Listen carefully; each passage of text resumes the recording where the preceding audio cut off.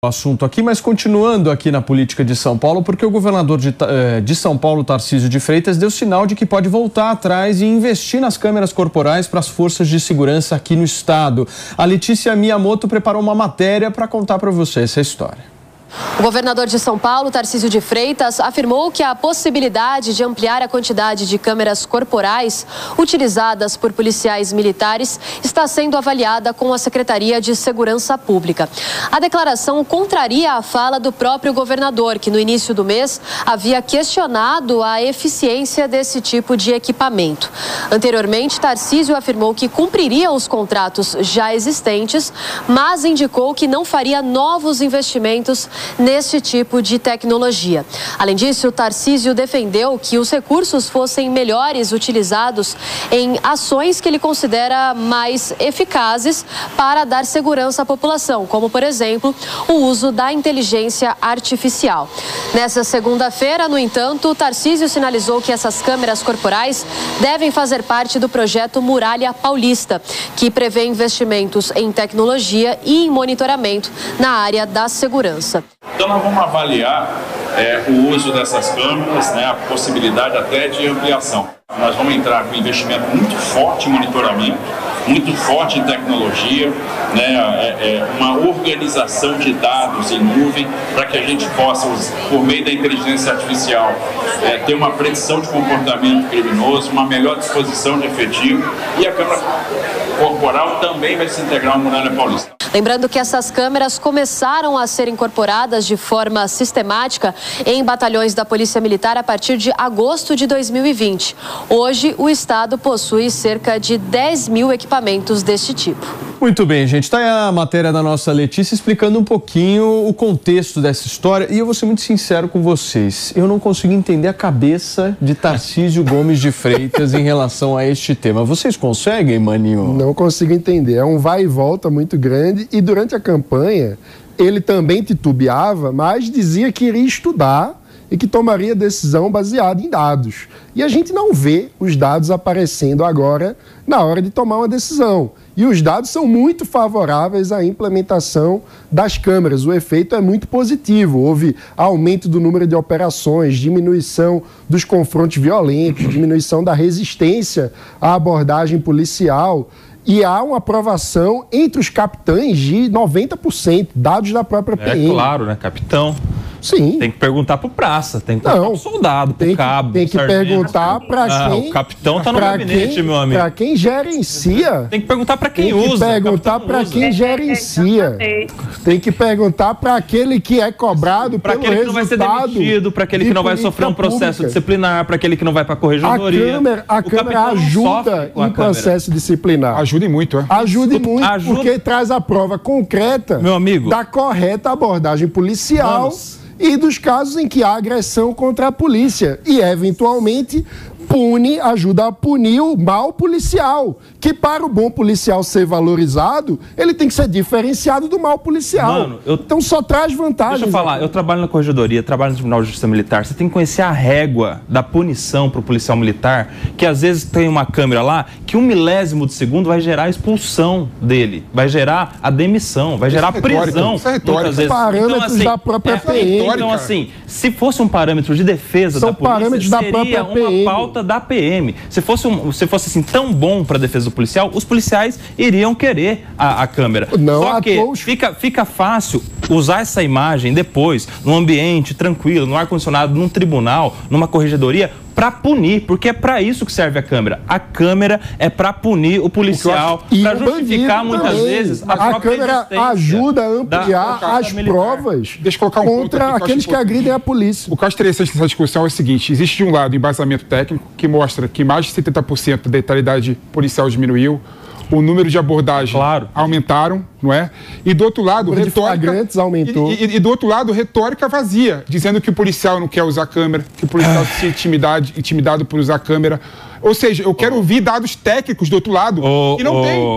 Que não tem. Felipe, se você quer chamar de retórica vazia um sentimento comum da população, do policial, que agora você o protagonista da segurança pública, agora pode chamar, meu amigo. Mas na prática...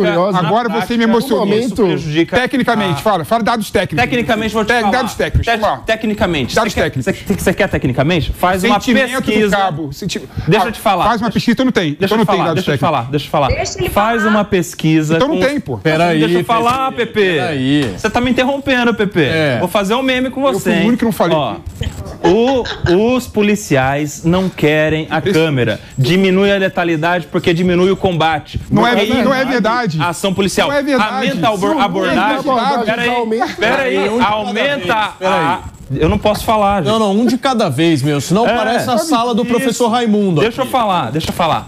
Diminui a letalidade porque diminui o combate. É verdade, cara. Eles estão inibidos. Aumenta a abordagem porque aumenta a abordagem fácil. Aumenta a abordagem que não vai ter combate. Aumenta a abordagem. Mas é claro. Deixa eu colocar. Se aumenta o flagrante. Peraí, só um minuto. Pela ordem, Júlia Luci. Não, tem que rebater. Não, só um minuto, você rebate depois, querido. Aqui tem fila. Por favor, Juliana. Primeiro que a gente está falando de uma novidade. A gente não tem nem tempo de coleta de dados suficiente. Quem trabalha com pesquisa sabe. A gente tem que ter parâmetro, inclusive para trazer os dados. Quando o Mano, por exemplo, fala que houve confronto, que houve o número de aumento de ocorrências e houve uma diminuição do número de confrontos, o mínimo que a gente tinha que saber aqui é que tipo de ocorrências que aumentaram. Será que eu posso comparar o tipo de ocorrência de antigamente com o tipo de ocorrência que aumentou hoje? Porque uma coisa é um policial estourar uma boca de fumo, ocorrência. Outra coisa é ele aplicar uma multa de trânsito, ocorrência também. Então, qual é, qualitativamente, o tipo de ocorrência que aumentou? Ponto número 2, diminuição de confronto. Gente, a atividade policial depende, muitas vezes, e talvez majoritariamente, de confronto. Se você entende que isso é negativo, você entende que a atividade policial per si é negativa. A polícia trabalha com inteligência, mas o grosso da atividade, principalmente do policial militar, é ali, é na rua, é com abordagem, é com emprego, sim, de violência. Não cumpriu a ordem do policial, ele está legitimado a agir com força. Agora, veja como é tênue calcular se houve excesso ou não. Aí, na dúvida, o policial vai pensar, bom, naquela situação ali, sabe o que eu vou fazer? Eu não vou agir. Porque quem é que vai analisar o meu caso? Ele não está vivendo aqui as circunstâncias do momento, ele não consegue calcular a situação em si. Na dúvida, eu não vou agir. Então, se a decisão for colocar essas câmeras, a gente vai ter um prazo para avaliar se houve aumento de violência pública. Aí sim, porque se você tem um policial acovardado, se você tem um policial com medo de agir, o bandido vai ficar cada vez mais solto para fazer o que ele quer. Na realidade, já é o que acontece. O bandido hoje, ele já não respeita a polícia, ele já sabe que ele vai ser preso, ele já sabe que ele vai ser solto. O policial hoje é uma das categorias mais desrespeitadas de servidores públicos, o que é também um ataque às instituições. É um ataque direto a uma instituição do Estado. Então, se quiser aplicar para levar como uma bandeira de campanha, aplica. Vamos medir depois de um tempo o aumento da violência. Agora, ocorrências, para a gente comemorar algum dado, a gente precisa saber se eu estou falando da mesma coisa. E eu não vejo isso. Só um minuto, queridos. Olha, para ajudar a gente nessa discussão aqui, a gente convocou mais uma vez o professor Frederico Afonso, especialista em direitos humanos e mestre em ciências sociais policiais da segurança e da ordem pública, e vai bater um papo aqui com a gente para entender um pouco da tua visão, professor. É contra ou a favor o uso das câmeras? Paulo, bom dia a todos aí no estúdio. Vamos lá, é um copo meio cheio, meio vazio. Eu sou favorável, mas vamos entender alguns dados, né? Peço aqui desculpas de discordar da Júlia. A polícia, no primeiro momento, ela não está lá para confronto. A polícia, ela está lá para preservar vidas, para prevenir os crimes, para evitar uma quebra da ordem, né? Gostei da colocação do Kobayashi sobre a questão de perguntar para a praça. Eu sistematicamente sou apresentado aqui no programa como professor de direitos humanos, que eu sou há 20 e poucos anos, como advogado, sou membro da Comissão Permanente de Direitos Humanos da OAB São Paulo, mas talvez aqui não tenhamos a oportunidade, ou não tivemos a oportunidade aqui de falar, né? Eu sou coronel da reserva da Polícia Militar do Estado de São Paulo, chefei o Departamento de Direitos Humanos da Polícia Militar do Estado de São Paulo, então aqui eu consigo ter uma visão um pouco mais ampla e mais técnica. Acredito que tenha, por ter vivido isso desde a implementação. As câmeras, elas começam com um estudo em 2014, por uma iniciativa da nossa própria instituição, da própria Polícia Militar. Em 2015 são adquiridas aí 120 câmeras que já estão obsoletas e armazenadas, então olha a velocidade, uma questão técnica, ela é superada, depois é elaborado, isso a um custo à época aí de pouco mais de 5 milhões anuais, depois é feito um convênio com financiamento privado e a Secretaria de Segurança Pública, da aquisição, se não me engano, de 500 câmeras.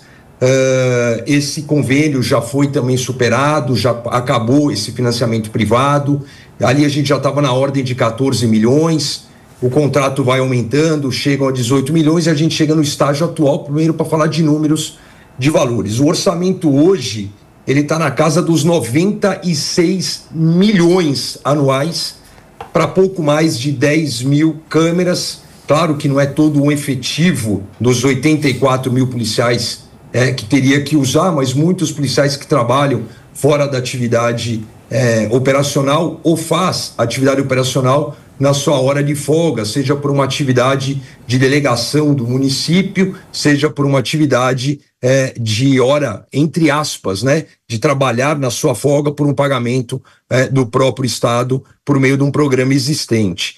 Se isso tivesse que alcançar todo mundo, passaria dos inexequíveis 320 milhões anuais. Então, já começa com uma revisão de orçamento, já que você estava até debatendo antes sobre questões aí de orçamento, que nem era de segurança, já começa por este ponto que tem que ser revisto. Um outro problema técnico hoje insuperável é a Lei Geral de Proteção de Dados, porque as imagens estão sendo armazenadas pela gestora, o que não é possível. Então você precisa hoje de uma revisão atual, urgente, dessa questão técnica legal. Então aqui agora eu falo a parte do Frederico advogado. Foi mencionado aí na reportagem da muralha. O sistema atual não é compatível com a ideia da muralha paulista, na vontade aí do programa do governador Tarcísio. E é interessante falar de números também, né? Em 2021 e 2022, deixa 2020 fora sempre por causa da questão, a Covid, né? A pandemia deixa sempre a estatística muito relativizada. Vamos pegar 21 e 22. Aumento exponencial de roubos, que a gente chama roubos outros, roubos de celular. Tivemos aumento nos homicídios. Estes números começam a cair em 2023. Então, eu não posso fazer uma relação automática que este ou aquele índice criminal aumentou por causa, de fato, da implementação das câmeras. As câmeras têm o lado positivo, óbvio, ela protege o policial, muitas vezes, em crimes, por exemplo, de fiscalização, policial rodoviário, ao parar, você tem os dois tipos penais. Ele solicitou uma vantagem devida ou foi solicitado uma vantagem devida. Então a câmera inibe isso na hora, extremamente importante, protege. Agora, você tem verificado na prática também que vários ângulos da câmera, ele não pega o ângulo, muitas vezes o Poder Judiciário não está aceitando aquela imagem, o ângulo da câmera muitas vezes não é automaticamente, a câmera ela vai balançar no colete balístico, não é automaticamente o mesmo ângulo visual do policial. É só você imaginar, a minha câmera, pega a minha garrafa de água, minha câmera está aqui, e eu estou olhando para lá, eu não tenho obrigação de virar o tronco, né? Então, muitas vezes... se o senhor me permita... Pois não, Paulo. Por favor, eu preciso fazer um rápido break para quem está no rádio, a gente já volta, são 10 horas e 53 minutos. Deixa eu só te fazer uma pergunta aqui, professor, porque a gente tem um dado aqui de 2021 a 2022 de 63,7% da letalidade policial, a redução de 63,7%. Isso daqui é um dado que a gente pode se basear, dá para abraçar esse dado e dizer essa política pública funcionou por conta disso? Paulo, se a morte é evitável, ela tem que ser evitada. Se a morte era evitável e não foi, ela foi então, aquela ação foi arbitrária. Como eu falei no início aqui, pedindo até licença por discordar da Júlia, a polícia ela não está para retirar vidas, a polícia não está, principalmente a polícia militar, quando eu falo isso, a polícia militar não está nas ruas para prender ninguém. A polícia militar está para preservar, para fazer uma ação preventiva. A partir do momento que você tem uma quebra na ordem pública, ela vai então buscar justamente a recomposição da ordem pública, que pode ensejar numa prisão em flagrância, pode ensejar num cumprimento do mandado judicial de prisão. E a questão de preservar vidas é essencial. Se você teve essa relação de causa e efeito com a instalação de câmeras corporais e elas trouxeram uma redução da letalidade policial e também da letalidade do policial, então ela teve um efeito positivo. Insisto, no início da minha fala, você já me trouxe uma pergunta me apertando. Eu sou a favor do uso das câmeras, mas ao longo do tempo, isso é igual um carro novo, né? Meu pai tá vivo, mas meu pai sempre me falava nas trocas de carro, espera o modelo rodar um pouquinho para depois que os defeitos aparecerem e ir consertando. É o que acontece hoje com as câmeras. Então, aquele primeiro modelo de 2015 já se torna obsoleto, os atuais têm um problema aqui de enfrentamento com a Lei Geral de Proteção de Dados. Sem dúvida. Professora, a Júlia Lucia, acho que queria fazer uma observação sobre essa sua fala. É isso, Ju? Por favor. Sim. Professor, bom dia.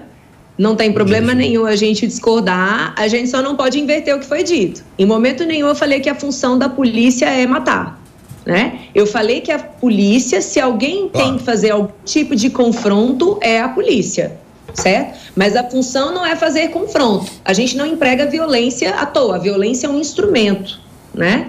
Então, considerando isso, tá? A gente não viu essa política de instalação de câmeras no resto do Brasil.